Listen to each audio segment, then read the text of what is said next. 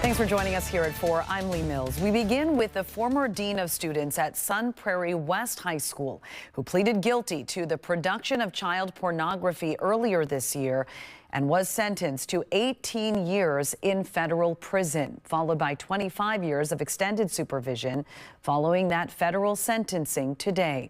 Now, this is the maximum sentence Robert Gilkey-Messiger could have received based on his plea deal.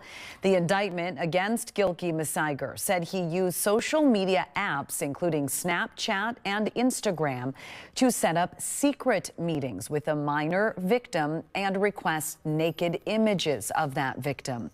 While in jail, Gilkey-Messiger continued communicating with the victim using another inmate's phone accounts, telling her that he lied about his guilt in order to get the plea deal.